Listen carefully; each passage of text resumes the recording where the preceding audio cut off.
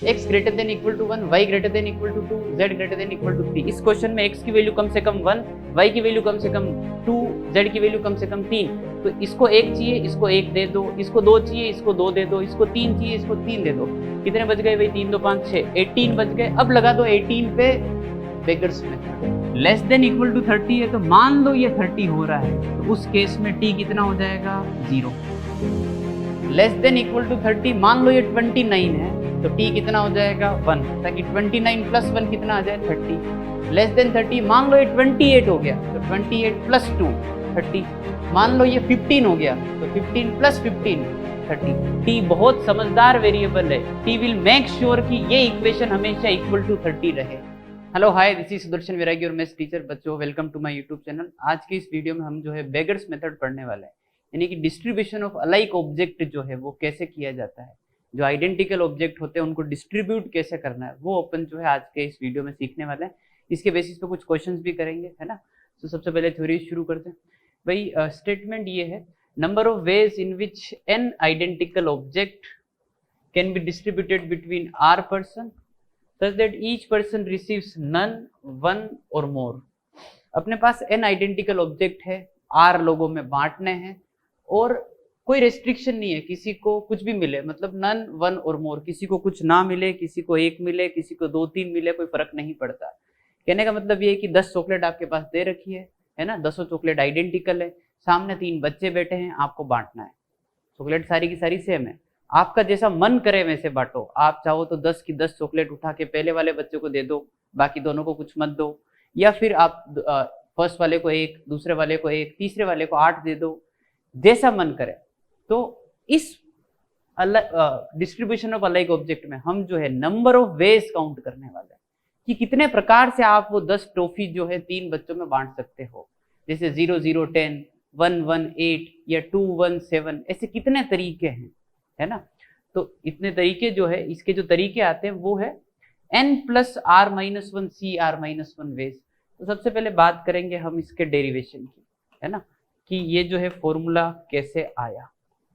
ठीक है, देखो ऐसा है, n आइडेंटिकल ऑब्जेक्ट है, तो मैंने क्या बोला कि यार है ना, ये ऐसे जो है अपन n आइडेंटिकल ऑब्जेक्ट को प्लेस कर लेते हैं।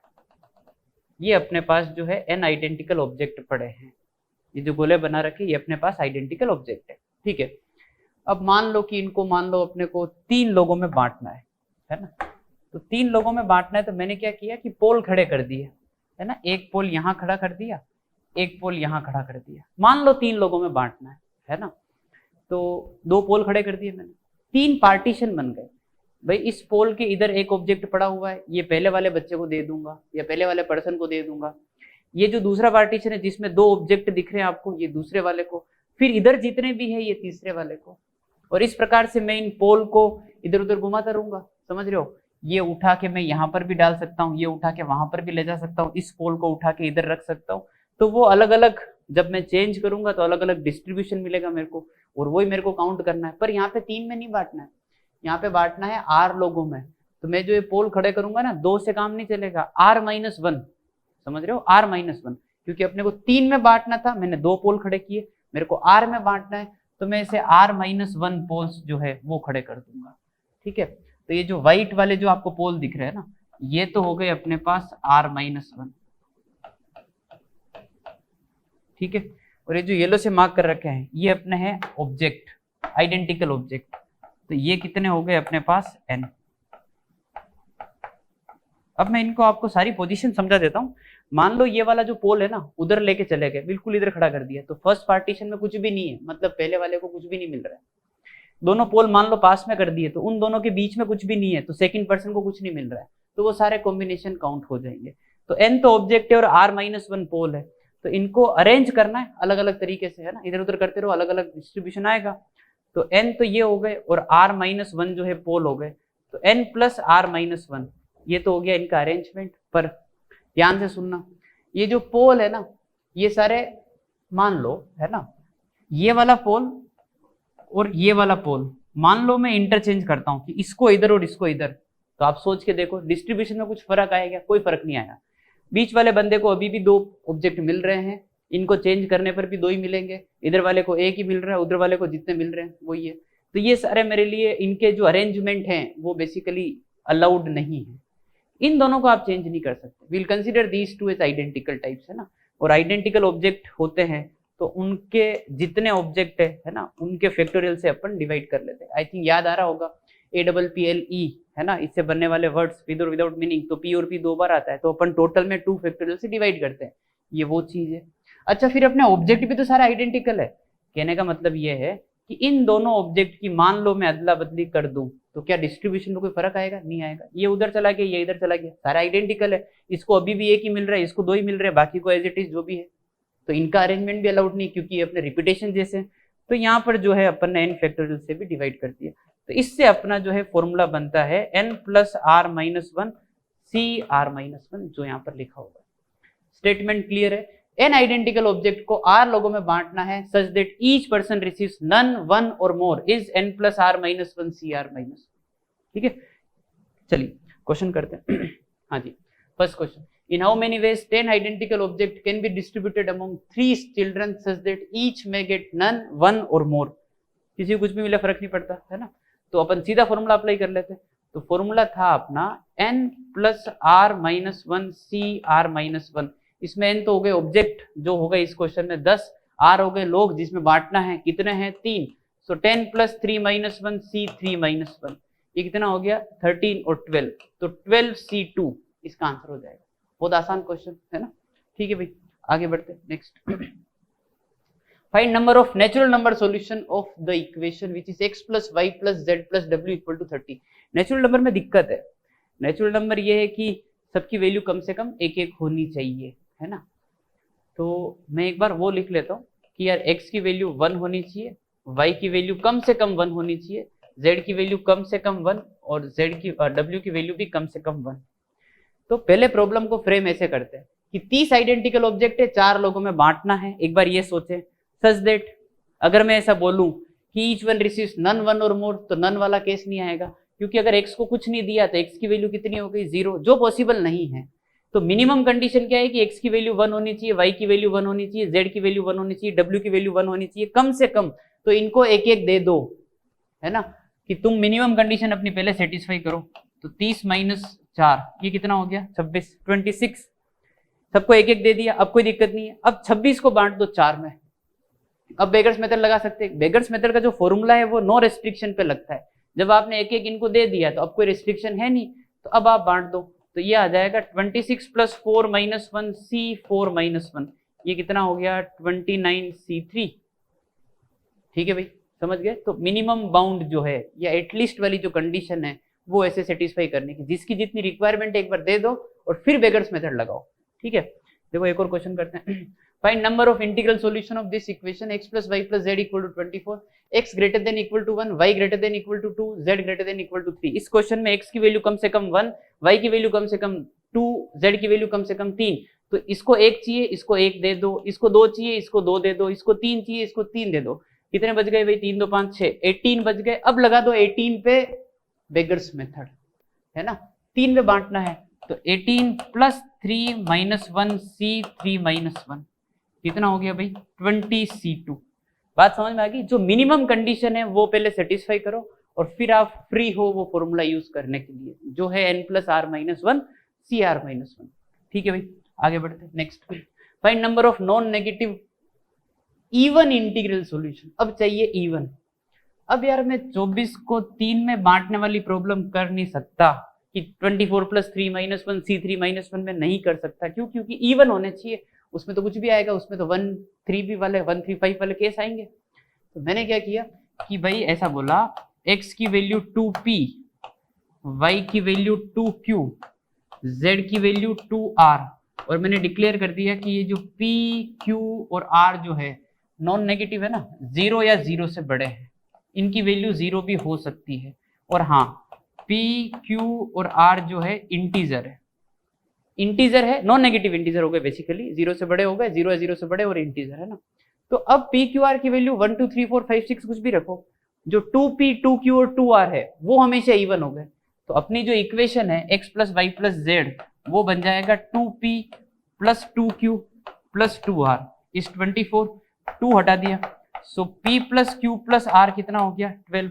अब लगा दे बेगर्स, और मिनिमम कंडीशन क्या है 0 या 0 से बड़ा, नन वन और मोड सारे केस आ गए। अब लगा दो इसमें, तो आंसर आ जाएगा 12 प्लस 3 माइनस 1 C3 माइनस 1 कितना हो गया 14 C2। ठीक है भाई, बात समझ में आ गई है ना। आगे बढ़ते हैं next. Number of non negative odd integral solution. अब तो बहुत इजी है, इवन में सर आपने 2p लिया है तो अपन यहाँ पर 2p प्लस 1 है ना, और यहाँ पर कर लेंगे 2q प्लस 1 और z की वैल्यू जो है 2r प्लस 1 है ना। यहाँ पर बोला है नंबर ऑफ नॉन नेगेटिव भाई जीरो भी हो सकता है पर ओड वैसे भी नहीं हो पाएगा है ना, वो जीरो वाला केस हटा दो आप। तो 1357 अपने को चाहिए, तो अपन ये डिक्लेयर करेंगे कि ये p q और r 0 या 0 से बड़े हैं और p q r जो है अपने आप में इंटीजर है। तो p q r की वैल्यू इंटीजर रखो जो 0 या 0 से बड़ी है। 0 भी रख दिया तो भी 1 आ रहा है, 1 रख दिया 3 आ रहा है, 2 रख दिया 5 आ रहा है, तो 1357 सारे दिख गए। अपन इस इक्वेशन में सब्स्टिट्यूट करते हैं, तो ये बन जाएगा 2p प्लस 1 और यहाँ पे आ जाएगा 2q प्लस 1, यहाँ पर आ जाएगा 2r प्लस 1 इक्वल टू कितना हो गया 23। 3 उधर भेज दिया, कितना हो गया 20, 2 हटा दिया, सो p plus q plus r कितना आ गया 10। 10 को बांट दो 3 में क्योंकि अब कोई दिक्कत नहीं है, तो 10 प्लस 3 माइनस 1 C3 माइनस 1 ये कितना आ गया 12C10। ठीक है भाई है ना। आगे बढ़ते हैं, चलिए next. Find number of non negative integral solution of the inequality x plus y plus z plus डब्ल्यू लेस देन इक्वल टू 30। अब ये थोड़ा सा अलग सवाल हो गया, अब इक्वेशन नहीं है, अब क्या है इनइक्वालिटी है ना। तो भाई इक्वल टू 30 होता तो अभी कर लेते अपन, 30 प्लस 4 माइनस 1 C4 माइनस 1 उड़ा देते इसको, पर ये तो इनइक्वालिटी है, क्या करें। ऐसे क्वेश्चन में क्या करना होता है, एक और वेरिएबल इंट्रोड्यूस करना होता है। लेट्स से वो t है और इक्वल टू मान लो 30, और t को आप डिक्लेयर कर दो कि t जो है 0 या 0 से बड़ा है। अब मैं समझाता हूं कि इक्वलिटी साइन जो है कैसे होल्ड किया। अच्छा नॉन नेगेटिव है ना, तो x y z और w ये तो 0 या 0 से बड़े पहले ही हो गए और t greater than equal to 0। So let me explain ये कैसे आ रहा है। लेस देन इक्वल टू 30 है, तो मान लो ये 30 हो रहा है, तो उस केस में t कितना हो जाएगा 0। लेस देन इक्वल टू 30 मान लो ये 29 है, तो t कितना हो जाएगा 1, ताकि 29 प्लस 1 कितना आ जाए 30। लेस देन 30 मान लो ये 28 हो गया, तो 28 प्लस 2 30। मान लो ये 15 हो गया, तो 15 प्लस 15 30। t बहुत समझदार वेरिएबल है, t विल मेक श्योर कि ये इक्वेशन हमेशा इक्वल टू 30 रहे। ठीक है, अब लगा दो बेगर्स मेथड, तो 30 को कितना बांटना है 5 में, सो 30 प्लस 5 माइनस 1 C5 माइनस 1 कितना आ गया 34 C4। ठीक है भाई है ना। आगे बढ़े नेक्स्ट। अब इनइक्वालिटी का क्वेश्चन ही है, पर अपर बाउंड लोअर बाउंड दोनों डिफाइंड है, तो अपने को नॉन नेगेटिव इंटीग्रल सॉल्यूशन ही निकालना है, और अपने को ये है कि भाई x plus y plus z plus डब्ल्यू जो है होना चाहिए 14 से लेकर 30 के बीच में। ठीक है भाई, एक काम करते हैं, अपन x plus y plus z plus डब्ल्यू लेस देन 30 तो करना सीख ही गए। मैंने क्या बोला कि इस इनइक्वालिटी का जो भी आंसर है ना, एक काम करते हैं ऐसे लिख ले क्या, चलो ये लिख लेते हैं कि x plus y plus z plus डब्ल्यू लेस देन इक्वल टू 30 वाला सारा आंसर जो है लिख लेते हैं, है ना। मैं अपना रिक्वायर्ड आंसर लिखने जा रहा हूं। अब सोचना, जब मैंने लिखा कि ये लेस देन 30 होना चाहिए, तो लेस देन 30 में भाई कभी कभी 11 10 9 ये हो गया, तो अपने को लेस देन इक्वल टू 14 भी चाहिए, तो 14 से नीचे नहीं आना है। तो अपने काम करते हैं, उसमें से वो वाले सारे सॉल्यूशन माइनस कर देते हैं जब x plus y plus z plus डब्ल्यू जो है लेस देन इक्वल टू 13 हो रहा है। सोच के देखो, 13 से कम वाला माइनस कर दिया तो फिर 14 से ऊपर वाला आ रहा है और लेस देन 30 यहाँ पर है। अच्छा इसको कैसे टैकल करते हैं, इसको अभी टैकल किया था अपन ने कि x plus y plus z plus डब्ल्यू प्लस टी इक्वल टू 30, और t को डिक्लेयर कर दिया 0 या 0 से बड़ा, और 30 को बांट दिया 5 में, तो ये आ जाएगा 30 प्लस 5 माइनस 1 C5 माइनस 1, और उधर भी वही करना है, तो इधर क्या आ जाएगा x plus y plus z plus डब्ल्यू प्लस कुछ t1 इक्वल टू 13, और t1 को डिक्लेयर कर दो 0 या 0 से बड़ा, 30 को 5 में बांट दो, ये आ जाएगा 13 प्लस 5 माइनस 1 C5 माइनस 1। समझ गए बात को, ठीक है। तो अपर बाउंड लोअर बाउंड दोनों आ जाए, तो ये तो अपन ने सेटिस्फाई करना सीख दिया, मतलब लेस देन इक्वल टू 30 कैसे टैकल करना क्लियर। ग्रेटर देन वाला क्या करो, टोटल में से जहां से वो लेस हो रहा है उसको माइनस कर दो, और लेस वाला आता है अपने को, एक्स्ट्रा वेरिएबल इंट्रोड्यूस करो। ठीक है, चलिए आगे बढ़ते हैं। Next, in how many ways 15 candy bars can be distributed between ABCD। 4 लोग हैं, A can not have more than 5, A के पास 5 से ज्यादा कैंडी बार नहीं आने चाहिए, और B must have at least 2, B के पास कम से कम 2 आने चाहिए, और assume all candy bars are alike. ठीक है, तो भाई ऐसा है कि ए के पास मान लो नंबर ऑफ कैंडी बार्स जो दे रहे हो वो ए ही है, बी को जितनी कैंडी बार मिल रही है वो बी है, सी वाले को सी, डी वाले को डी, और इक्वल टू कितना होना चाहिए 15। टोटल 15 कैंडी बार्स डिस्ट्रीब्यूट करनी है 4 लोगों में, 15 की 15 आइडेंटिकल है, बेगर्स मेथड लग जाएगा। पर कुछ दिक्कतें हैं। दिक्कतें क्या है, A can not have more than 5, A की वैल्यू हमेशा हमेशा 5 से कम ही होनी चाहिए। At the same time B must have at least 2, B की वैल्यू कम से कम 2। तो मिनिमम कंडीशन तो सेटिस्फाई करना आता है कि सर इसको कम से कम 2 देना है ना, अभी दे देते इसको। ठीक है, इसको 2 पकड़ा देते। तो सबसे पहले क्या किया कि बी को 2 दे दी कि भाई तू 2 रख, तेरी दिक्कत तो सबसे पहले क्लियर करते हैं। अब अपने पास कितने बचे, 13 को बांट दो 4 में, 13 को 4 में बांट दो, 13 + 4 - 1 C4 - 1। तो अब जो मैं सिखा रहा हूं वो है कि वेरिएबल पे अपर बाउंड का ध्यान कैसे रखना है। ये जो था ना, ये ग्रेटर देन इक्वल टू 2, ये तो लोअर बाउंड था कि 2 से बड़ा होना चाहिए, वो तो कर लिया, यहाँ 2 ले ले भाई तो खुश रहे। पर 5 से कम, 5 से कम में क्या है कि जो आपका अपर बाउंड है 5 है, उससे ऊपर नहीं जाना। तो उससे ऊपर जाओ एक बार, तो इसको जो है 5 से ऊपर गए कितना, 6। ए वाले को बोलो कि भाई तू 6 कैंडी बार रख, उसको 6 पकड़ा दी। तो क्या किया देखो, 15 टोटल थी, 2 अपने को बी को देनी होती है और 6 उसको दे दी अपन ने। अब अपने पास कितनी बची, 7। ठीक है, अब 7 पे लगा दो बेगर्स मेथड। तो 7 पे बेगर्स मेथड लगाएंगे तो 7 + 4 - 1 C4 - 1। समझ में आ गई बात। अब सर आपने 6 जो पकड़े ये थोड़ा कम समझ में आ रहा है। सोचो ये 4 लोग खड़े हैं A, B, C और D, इसके पास 6 पहले से है, इसको तुमने 2 दे दी। अब जो है बाकी की बची हुई कितनी, 7। अब तुम बेगर्स मेथड लगा रहे हो नन, वन और मोर पे।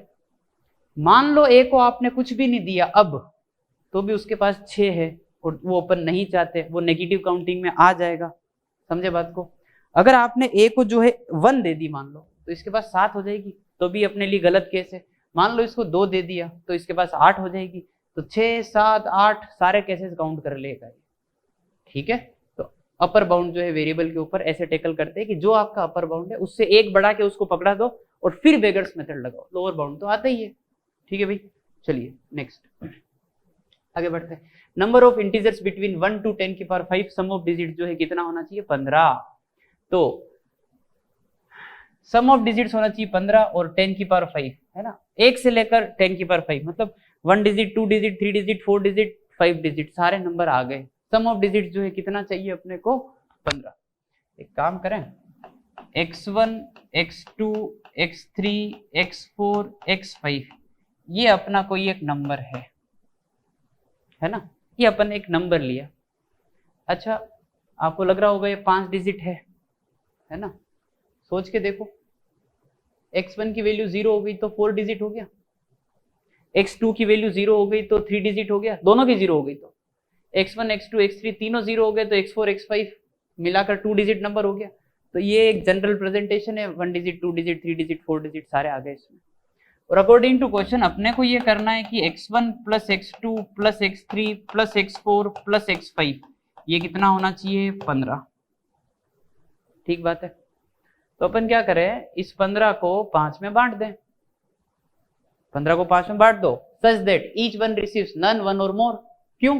क्योंकि अगर x1 की वैल्यू 0 हो गई तो ये 4 डिजिट, x1 x2 दोनों 0 हो गए तो ये 3 डिजिट, x1 x2 x3 तीनों 0 हो गए तो 2 डिजिट नंबर, सारे केसेस इसके अंदर आ गए। ठीक है, अच्छा जी, ये मैंने लगा डाला बेगर्स। 15 + 5 - 1 C5 - 1। कुछ दिक्कत तो नहीं हुई? दिक्कत हुई है, दिक्कत बहुत भारी हुई है इसमें। जब आप 15 को 5 में बांट रहे थे तो ऐसा केस हो सकता है कि x1 की वैल्यू 10 आ गई हो या 11 आ गई हो, कभी डिजिट जो है 10 और 11 होता है क्या? नहीं होता है। तो वो दिक्कत जो है अपने को हैंडल करनी है। तो वो दिक्कत क्या है? वो दिक्कत है अपर बाउंड। ठीक है, तो अपने को यहाँ पर लिखना पड़ेगा कि सर ये जो x1, x2, x3, x4 और x5 जो आप लिख रहे हो ना, ये हमेशा 9 से कम होने चाहिए और हाँ 0 से बड़े तो होने ही चाहिए। तो अपर बाउंड कितना है? 9। कैसे टेकल करना है? एक बढ़ा के दो उसको, तो किसी एक को, है ना, 5 में से किसी एक को सेलेक्ट किया कि यहाँ पर वो गलती हो रही है 10, 11, 12 वाली, और उसको दे दिए मैंने 10, तो 15 में से 10 उसको पकड़ा दिए, कितने बचे? 5। 5 को बांट दो 5 में, 5 + 5 - 1 C5 - 1। ये 5C1 क्यों किया समझ में आ गया होगा? क्योंकि वो गलती x1, x2, x3, x4, x5 कहीं पर भी हो सकती है। राइट, ओके, चलिए जी आगे बढ़ते हैं। Next, 7 digit number if sum of digits is 19। 7 digit number, 7 digit number भाई ऐसे लिखा कि x1, x2, x3, x4, x5, x6 और x7, ये जो है अपने 7 डिजिट नंबर हो गया। सम ऑफ डिजिट कितना चाहिए? 19। अच्छा, तो x1 + x2 + x3 + x4 + x5 + x6 + x7, ये कितना होना चाहिए? 19। कंडीशन क्या है? कंडीशन ये है कि सर क्योंकि ये 7 डिजिट नंबर है तो अब x1 की वैल्यू कभी भी 0 नहीं हो सकती, क्योंकि अगर x1 0 हो गया तो अब ये 6 डिजिट बन जाएगा। तो सबसे पहले ये लिखो कि x1 की वैल्यू 1 या 1 से ज्यादा। अच्छा, फिर sir x2, x3, x4, x7 तक ये सारे 0 हो सकते हैं क्या? हाँ भाई, ये 0 हो सकते हैं। तो x2, x3 से लेकर x7 तक ये सारे जो है 0 से बड़े, है ना। और ध्यान रखना कि 9 से कम हो, 10 नहीं होना चाहिए, डिजिट है, 0 से लेकर 9 के बीच में होता है। अच्छा, x1 के ऊपर भी मैं लिख ही देता हूँ कि x1 की वैल्यू भी यार है ना 9 से कम होनी चाहिए, ध्यान तो उसका भी रखना ही पड़ेगा। तो मिनिमम बाउंड पहले कि इसकी वैल्यू कम से कम 1 होनी चाहिए, इसको 1 पकड़ा दो, तो 19 में से 1 हटा दो, कितना बच गया? 18। 18 को 7 में डिस्ट्रीब्यूट करो तो भाई ये आ जाएगा 18 + 7 - 1 C7 - 1। यहां तक समझ में आ गई बात, है ना। अब अपन जो है जो कुछ मिस्टेक हो रही है वो अपन टैकल करते हैं। अब यार मिस्टेक में थोड़ा संभल के चलना पड़ेगा। पहले मैं क्या सोच रहा हूं कि x2 से लेकर x7 तक मिस्टेक हो, इसमें से कोई एक जो है 10 या 10 से ऊपर चला जाए, वो दिक्कत दे देगा अपने को। तो किसी एक को 10 पकड़ा दो, तो ये है कितने? 6। 6 में से एक को सेलेक्ट किया सुनना, 19 टोटल थे अपने पास, एक तो अपने को इसको देना ही है x1 को, क्योंकि 7 डिजिट नंबर। उसमें से फिर आप 10 और हटा दो, किसी एक को आप 10 दे रहे हो, है ना, अपर बाउंड से एक आगे, तो कितने बच गए अपने पास? 8 बच गए। समझ में आ गई बात? इन 8 को बांट दो 7 लोगों में, such that each one receives none, 1 और मोर प्लस। अब आपको समझ में आ रहा है कि मैं उसमें x1 क्यों नहीं ले रहा था? उसकी दिक्कत अलग थी, क्योंकि उसके पास पहले से एक 1 पड़ा हुआ है और इनकी वैल्यू 0 से शुरू हो रही है, तो ये दोनों अलग अलग तरह के वेरिएबल है, तो मेरे को अलग अलग काउंटिंग करनी पड़ेगी। तो पहले मैंने ये टैकल किया कि अगर यहाँ पे गलती हो रही है 10 या 10 से ऊपर आ रहा है तो वो ये तरीके हैं, और अब अगर x1 के यहाँ पे मिस्टेक हो रही है तो x1 के यहाँ पर मिस्टेक कैसे हो सकती है? उसको 10 पकड़ा दो तुम, तो सीधी बात है वहां पर। तो 19 में से 10, अब कितने बचे अपने पास? 9, और 9 को बांट दो 7 में, such that each one receives none, 1 और मोर। 9 + 7 - 1 C7 - 1। ठीक है, इसका थोड़ा सा ध्यान रखना पड़ेगा, x1 वाली मिस्टेक अलग से है ना। चलिए जी, तो ये था अपना एक छोटा सा लेक्चर, है ना, बेगर्स मेथड के ऊपर, डिस्ट्रीब्यूशन ऑफ अलाइक ऑब्जेक्ट के ऊपर। इन सारे क्वेश्चन को आप देख ले अच्छे से, और इस क्वेश्चन का जो आंसर है जरूर कमेंट बॉक्स में बताएं, है ना।